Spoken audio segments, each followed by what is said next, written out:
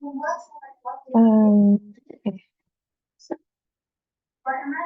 Baik, izin memperkenalkan diri. Nama saya Deva Angelika Nafsyah dengan NIM 122450014. Di sini saya akan melanjutkan apa yang telah dijelaskan oleh rekan saya sebelumnya. Pada kode yang pertama ini, di sini bisa kita lihat bahwa kode tersebut akan digunakan untuk membuat plot dengan dua garis regresi yang berbeda.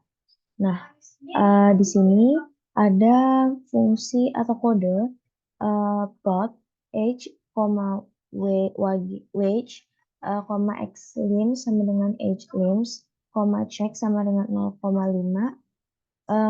call sama dengan way. Nah, ini tuh adalah perintah untuk membuat plot dengan sumbu X-nya itu age atau usia dan sumbu Y-nya itu upah atau wage yang sudah ditentukan sebelumnya. Nah, kalau X-lim sama dengan H-lims itu menetapkan batas sumbu X berdasarkan variabel H-lims, sementara check sama dengan 0,5 mengatur ukuran simbol dalam plot menjadi setengah dari ukuran di bold, dan call way akan mengatur warna simbol plot menjadi abu-abu tua. Lalu di baris selanjutnya itu ada fungsi lines, fit, call red, LWD sama dengan 2. Ini menambahkan garis regresi ke plot. Nah, fit ini merupakan model regresi pertama yang telah dihitung sebelumnya. Nah, garis ini akan digambarkan dengan warna merah, yaitu ditandai dengan call sama dengan red.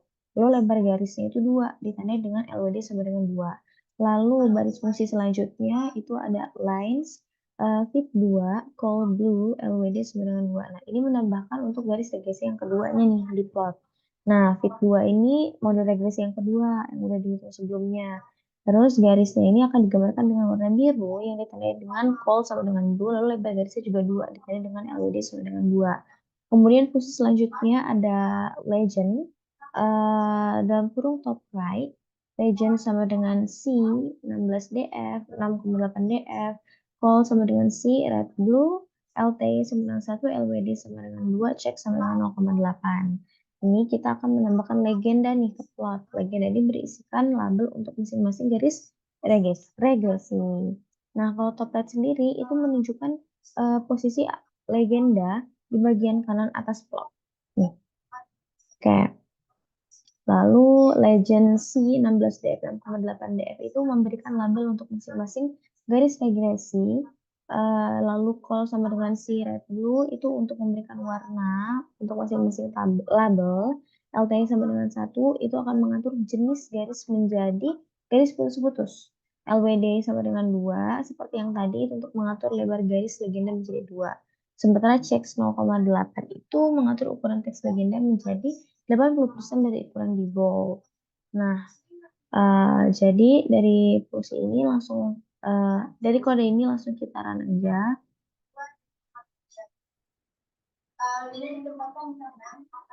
Nah, oke. Lah.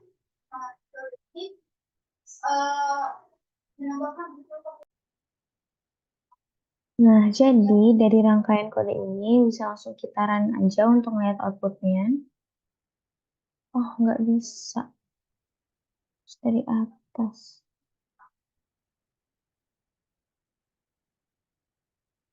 Itu. Nah, no. Ini harus ini berarti satu-satu.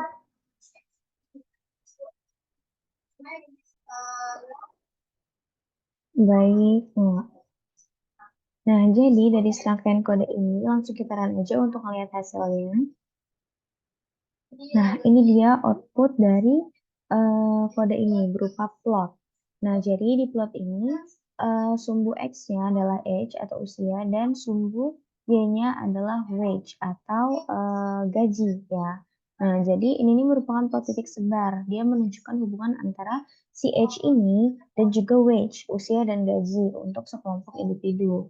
Nah, setiap titik pada plot titik sebar nanti itu akan mewakili satu individu dengan usia atau age dan gajinya atau wage sesuai dengan koordinat X dan Y dari titik tersebut. Nah, dari plot titik sebar ini sebenarnya ada 3 yang bisa kita lihat. Di sini ada korelasinya, ada sebarannya, sama ada nilai outliernya. Nah, Di sini bisa kita lihat ya, terdapat korelasi positif antara age dan juga wage, usia dan gaji, yang berarti seiring bertambahnya usia, gaji itu cenderung meningkat juga. Nah, ini terlihat dari tren kenaikan keseluruhan titik pada plot titik sebar. Lalu sebarannya itu, eee, titik-titiknya itu tidak berkelompok rapat ya menyebarnya. Lalu dia juga menyebar di seluruh grafik. Nah, ini nih menandakan bahwa tidak ada hubungan linear sempurna antara, age atau usia dan gaji atau wage. Jadi bisa dibilang juga untuk setiap kelompok usia, itu terdapat rentang gaji yang mungkin bisa diterima.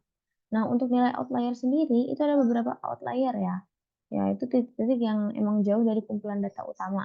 Nah, outlier ini bisa disebabkan oleh beberapa faktor, misalnya kayak kesalahan pas menginput data atau individu dengan gaji yang luar biasa tinggi atau rendah untuk usia mereka sendiri. Nah, ini ya legenda atau legend yang tadi kita buat ya ada di sebelah kanannya. Nah,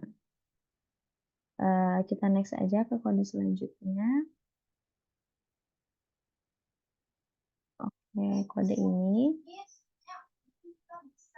Nah, yang kedua ini dari saya, itu bisa kita lihat dia juga akan membuat plot ya dari kode ini. Nah, plot yang dibuat ini, itu adalah plot dengan 2 kurva regresi, menggunakan metode regresi lokal nih. Nah, terus, untuk baris fungsi yang pertama, itu ada fungsi plot, age, wage, xlim sama dengan hlim, checks 0,5, dark gray. Sama kayak tadi, ini untuk buat plot dengan sumbu X-nya itu age atau usia dan sumbu Y-nya itu wage atau upah. Nah, xlim itu menetapkan batas sumbu X berdasarkan variabel hlims. Cek sama dengan 0,5 mengatur ukuran simbol dalam plot menjadi setengah dari ukuran di bold. Kalau call sama dengan .k yaitu untuk warna simbol plot menjadi abu-abu tua. Lalu ada fungsi title local regression, ya ini untuk menambahkan judul aja, menambahkan judul local regression nanti di atas plotnya. Nah, terus ada variabel yang menyimpan hasil dari fungsi loss ya, yaitu variabel fit sama dengan fungsi loss, wage, terus ini age, span 0,2 data wage. Nah, ini fungsi loss untuk memperoleh model regresi lokal pertama. Nah, model ini yang akan memperkirakan hubungan antara age atau usia dan juga wage atau upah dengan lebar jendela atau span sebesar 0,2. Nah, data sama dengan wage tersebut ya berarti data yang kita gunakan data wage tadi. Lalu baris kode selanjutnya ada variabel fit2 yang menyimpan hasil dari fungsi loess sama dengan lowest, wage, terus gitu age span 0,5 data wage. Nah, ini untuk memperoleh model regresi lokal yang kedua. Ini memperkirakan hubungan antara age dan juga wage, tetapi dengan lebar jendela spannya sebesar 0,5. Tadi kan 0,2. Sekarang untuk model yang kedua menggunakan 0,5. Dan datanya juga masih sama, data wage. Nah, lalu untuk baris kode selanjutnya itu ada line, fungsi lines. Dalam kurung age grid, predict, menggunakan fungsi predict juga, fit data.frame, age sama dengan age grid, call rate LWD 2. Nah, di sini kita akan menambahkan kurva regresi pertama ke plot. Age.grid ini kumpulan nilai usia yang diinginkan untuk memperkirakan nilai upah. Nah, kalau predik, ya namanya fungsi predik ya, itu untuk memperkirakan nilai upahnya nih berdasarkan model regresi local fit menggunakan data usia pada age.grid. Nah, nantinya kurva ini diharapkan akan bisa digambarkan dengan warna merah nih, call rate, dan lebar garisnya itu 2, LWD sama dengan 2. Nah, baris kode yang selanjutnya ada fungsi lines lagi, tapi ini untuk fit yang kedua bedanya. Ya, bedanya untuk fit yang kedua. Nah, bedanya dia untuk fit yang kedua. Nih, ini kan untuk fit yang pertama, nah ini untuk fit yang kedua. Bedanya di situ aja. Nah, fit yang pertama itu menggunakan 0,2 lebarnya ya, spannya. Kalau fit yang pertama, nah fit yang kedua pakai 0,5. Oh, ini di sini. Ini sama ini. Nah, bedanya cuma di situ. Kemudian untuk baris kode selanjutnya, di situ kita menggunakan fungsi legend, ya. Kita menggunakan fungsi legend. Nah, fungsi ini, eee, ak fungsi ini nih dia memuat ada top right, legend sama dengan C, span 0,2, span 0,5, call C, red, blue, LT1, oke, bla bla bla sampai cek sampai dengan 0,8 ini. Di sini kita akan menambahkan legenda plot, membedakan antara dua kurva regresi berdasarkan lebar jendela atau span yang digunakan dalam tabel. Nah, top right ini ya, ini akan menunjukkan posisi dari si, legend-nya. Berarti dia ada di, pojok kanan. Nah, terus ya ini tadi, kalau ini untuk nge-labelin itunya tadi, span-nya tadi yang di pojok kanan atas. Nah, terus ada LTY sama dengan 1. Oh ini, call. Nah, ini nih akan memberikan warna untuk masing-masing label dulu. Nah, terus LTY1 itu jenis garisnya menjadi garis putus-putus maksudnya. Terus kalau LWD-nya 2 itu ya lebar garis ya, menjadi 2, checksnya 0,8, itu untuk ukuran teks legenda menjadi 80% dari trend di bold. Nah, jadi rangkaian kode ini langsung kita jalanin aja ya. Oke, jadi di sini kita bisa lihat ya. Ini agak agak dikecilin bentar ya. Oke, jadi di sini kita bisa lihat outputnya itu plot juga. Nah, tapi plot ini itu bisa kita lihat hubungan dari gaji dan usia. Nah, jadi sebenarnya ini nggak jauh beda sama yang sebelumnya ya. Cuman di sini untuk lebih memperjelas lagi ada hubungan antara age dan juga wage, di mana dari plot ini, itu hubungan antara usia dan garis itu, bisa kita lihat bahwa garis regresi lokal, yang berwarna biru ya, yang berwarna biru ini, itu menunjukkan kecenderungan gaji yang meningkat seiring bertambahnya usia. Nah, hal tersebut bisa diartikan bahwa pekerja yang lebih berpengalaman biasanya usianya lebih tinggi, itu cenderung gajinya juga lebih tinggi. Nah, terus di sini kita bisa lihat terdapat korelasi, bukan kausalitas. Nah, jadi, eee, ini kan yang kita bisa tahu ya, namanya plot ini dia cuma bisa menunjukkan hubungan, bukan sebab akibat. Nah, jadi artinya tuh, hanya karena gaji cenderung meningkat seiring bertambahnya usia, bukan berarti bertambahnya usia secara langsung menyebabkan gaji yang lebih tinggi. Bisa aja ada faktor lain nih kayak pendidikan, pengalaman kerja spesifik, dan kinerja juga mempengaruhi gaji gitu. Nah, terus ada variasi gajinya juga atau wage-nya itu ada 2 garis putus-putus. Nah, itu variasi, eee, garisnya. Itu menunjukkan variasi gaji di tiap kelompok usia. Semakin lebar jarak antara garis-garis putus ini, semakin besar variasi wage atau gaji pada kelompok usia tersebut, gitu. Ya, jadi secara umum lah plot ini menunjukkan potensi korelasi positif antara usia dan gaji, age, dan wage. Nah, pekerja yang lebih, tua mungkin memiliki gaji yang lebih tinggi, namun faktor lain juga bisa mempengaruhi gaji seseorang. Tuh, bukan hanya age doang yang menjadi faktornya, tuh. Oke, selanjutnya, kita masuk ke bagian ini, cross validation untuk regresi polinomial. Nah, di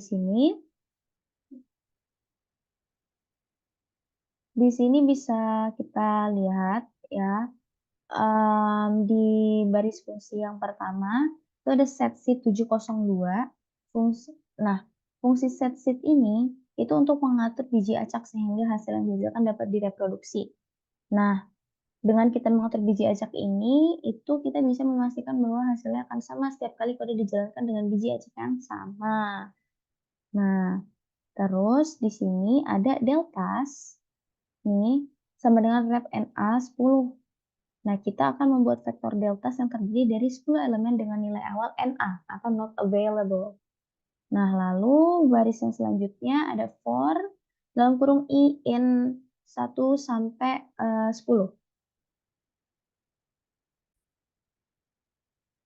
Nah, di sini ada fungsi for I in 1 sampai 10 maksudnya. Nah, ini kita menggunakan loop for ya, untuk melakukan iterasi dari 1 sampai 10, di mana nanti setiap iterasi akan mengevaluasi model regresi polinomial dengan tingkat polinomial yang berbeda-beda. Lalu di sini kita menggunakan variabel glm.fit yang menyimpan hasil dari fungsi glm, wage, poly, he, data sama dengan wage. Nah, jadi di dalam loop for tadi, ya kan, model regresi linear umum atau GLM ini dibangun dengan menggunakan fungsi GLM. Nah, kalau fungsi poly sendiri itu untuk membuat variabel age atau usia yang dipolinkan dengan tingkat i, sehingga membentuk regresi polinomial dengan derajat i. Nah, data yang kita gunakan adalah wage. Kemudian di baris kode yang selanjutnya itu ada delta kurung siku i. Variabel ini sama dengan cv.glm, wage glm fit, sama dengan 10 delta kurung siku 1. Nah, jadi baris kode ini nih nantinya di setiap iterasi itu model yang dibangun dievaluasi menggunakan teknik validasi silang. Nah, pada baris kode yang ini.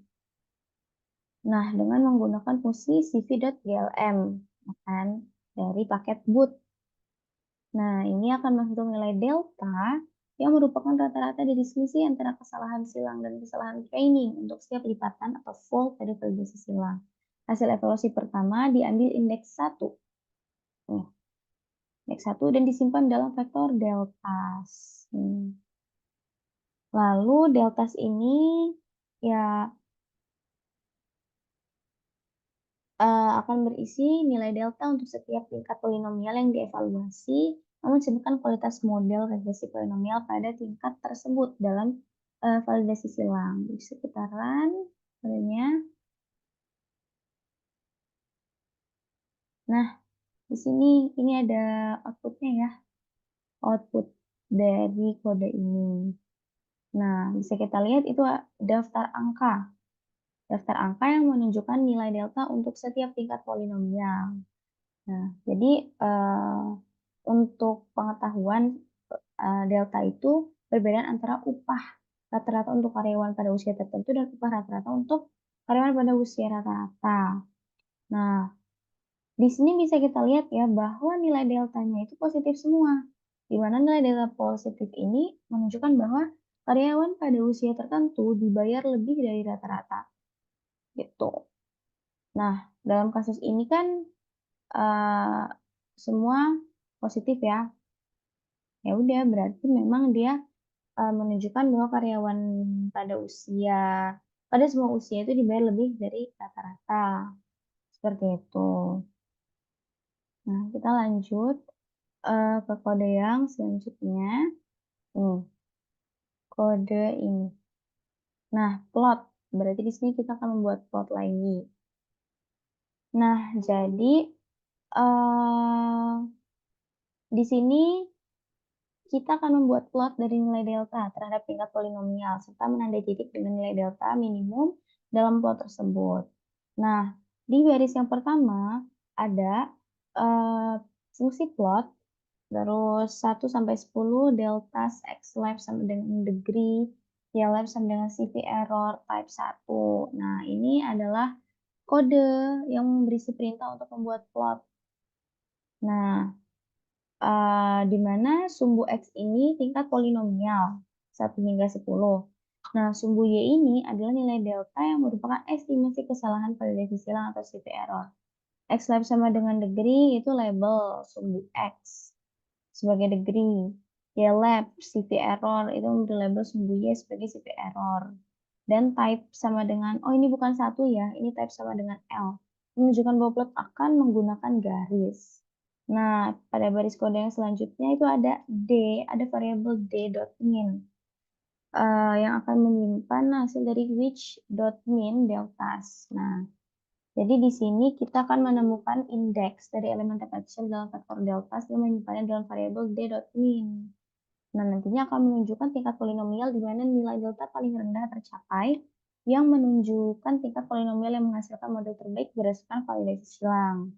Nah, lalu baris kode selanjutnya itu ada points, fungsi points, which mean deltas, deltas which dot mean deltas, call rate checks 2 PCH 20.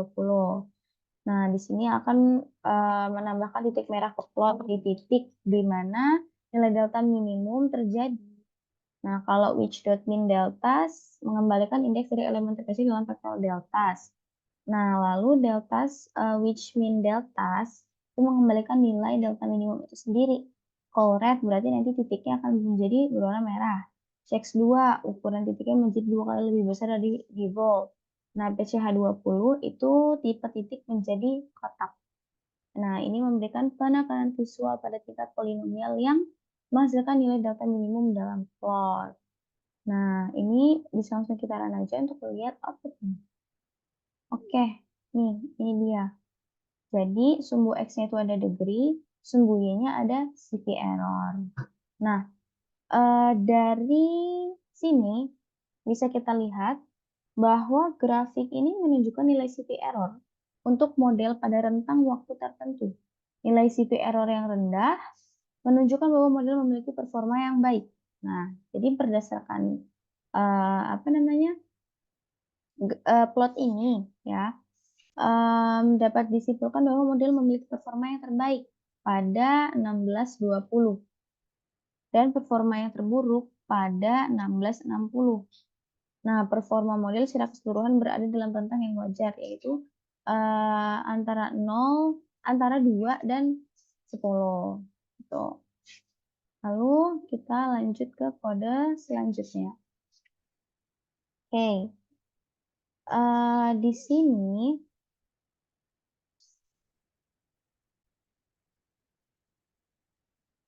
oke, salah lagi.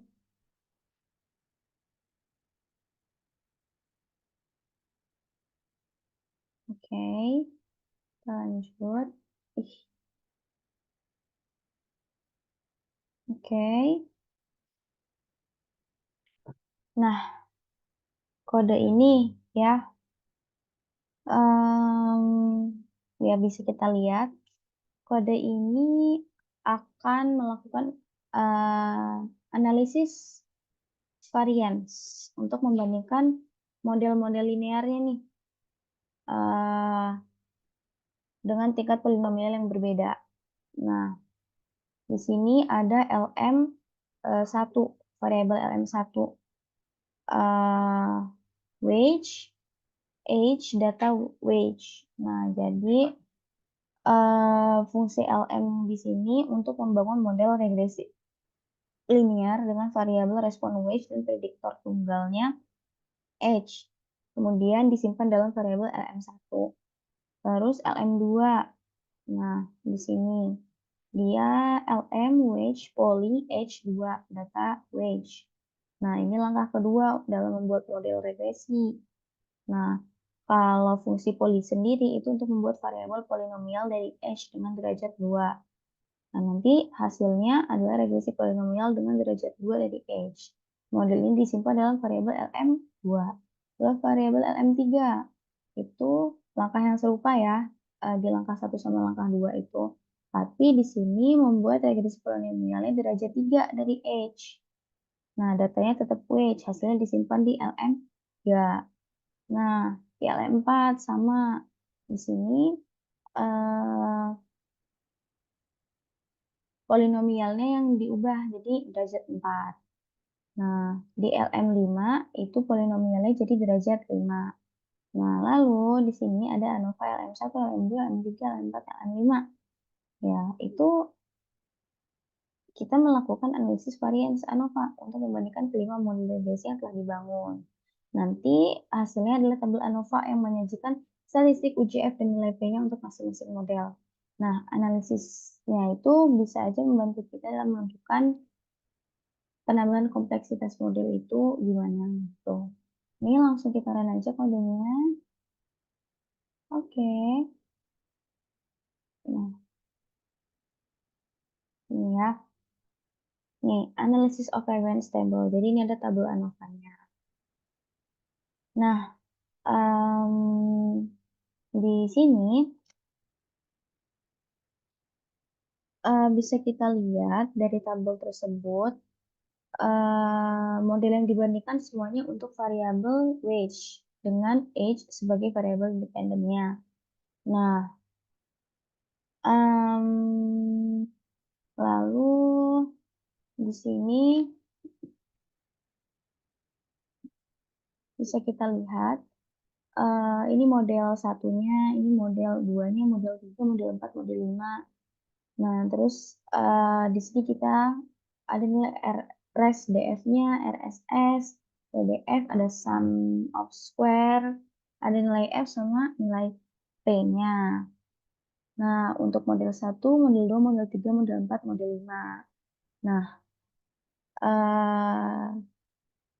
di sini model ini itu persamaan untuk model, ya kan? Nah, terus kalau DF itu kan derajat kebebasan ya dalam ANOVA. Ini derajat kebebasan dalam ANOVA. Dia mencerminkan jumlah informasi independen dalam data. Terus ada, nah ini nih RSDF ini itu derajat kebebasan residual. Nah, kalau RSSDF ini derajat kebebasan jumlah kuadrat. Nah, ini sum of square ya, jumlah kuadrat, JK, seperti yang kita tahu, mewakili variabilitas dalam data. Nah, habis itu, di sini ada nilai F-nya, statistik F, untuk menguji hipotesis 0, bahwa semua koefisien dari suku polinomial kecuali intercept itu 0. Jadi, bisa kita sebut juga itu menguji apakah suku polinomial selain suku derajat 1 meningkatkan kecocokan model. Terus ini ada nilai P-nya terkait dengan statistik F. Nah, nilai P ini probabilitas yang mengukur bukti terhadap hipotesis 0. Nah, nilai P yang lebih kecil menunjukkan bukti yang lebih kuat terhadap hipotesis 0. Nah, jadi kita bisa lihat ya dari tabel ini. Dari nilai RSDF-nya, RSS, DF sama square, F sama P-nya. Oh, lupa. Di sini ada significance-nya juga. Ini menggambarkan signifikansi variabelnya. Nah, jadi di sini tuh semakin dia mendekati 0 nih, semakin dia banyak bintangnya, itu berarti dia signifikansinya kuat gitu.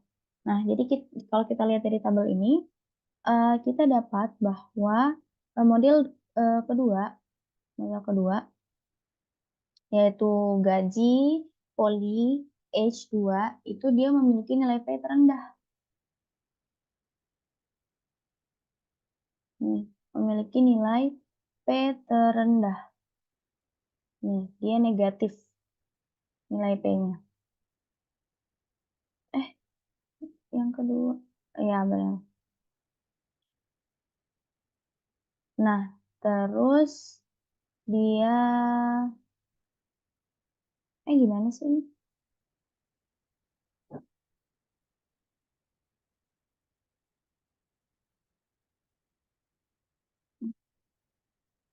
Kok 1, 2, 3, 4. Nilai P-nya kok 0,0? Signifikannya terhadap 0,001. 0,00. Ini P ini, P ini, P ini, P ini. Gimana sih ini? Ya. Nah, dari tabel ini kita bisa lihat bahwa model kedua itu memiliki nilai P terendah. Nah, ini berarti bahwa ini terendah, kita dapat tolak H0 dan menunjukkan bahwa suku kuadrat yaitu H pangkat 2, usia pangkat 2, itu meningkat memastikan kecocokan model dibandingkan dengan hanya suku linear atau age. Nah, jadi dari sini, kita kemungkinan akan melanjutkan ke tabel. Melihat nilai P dari model, 3, 4, dan 5 untuk melihat apakah penambahan suku polinomial orde lebih tinggi, yaitu H pangkat 3, H pangkat 4, dan seterusnya. Itu semakin meningkatkan kecocokan model. Namun ada trade off nih yang perlu dipertimbangkan di sini, karena menambahkan lebih banyak suku ke model itu bisa menyebabkan overfitting. Nah, kalau udah terjadi overfitting, overfitting ini terjadi ketika model bekerja dengan baik pada data yang digunakan untuk melihatnya, tetapi ini buruk pada data yang tidak terlihat, gitu. Jadi, mmm, segitu saja penjelasan yang bisa saya, sampaikan, untuk selebihnya saya kembalikan kepada rekan saya. Terima kasih.